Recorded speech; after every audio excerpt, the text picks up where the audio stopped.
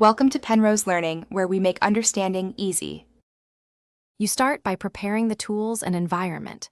Put both AirPods into the case and charge for at least 10 minutes. The case LED should show power.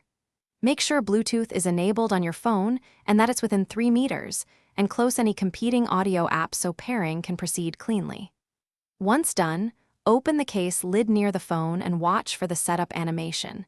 If it appears, tap Connect. That initial successful handshake tells you the hardware and basic radios are functioning.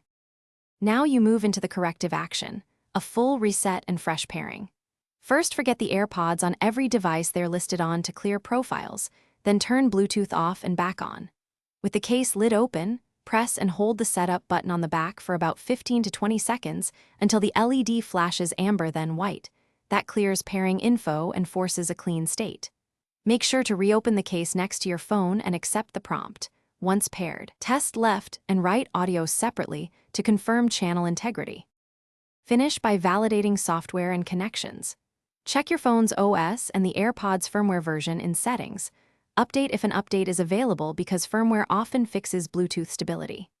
Clean the case and contact pins gently with a 70% isopropyl wipe and a soft brush, then dry completely. Poor contact causes charging and connection faults. If problems persist, test the AirPods on a different phone to isolate the issue, and if still failing, use Apple Diagnostics or support. This single diagnostic step usually identifies hardware faults. Thanks for watching. If this was helpful, leave a like and consider subscribing. See you next time.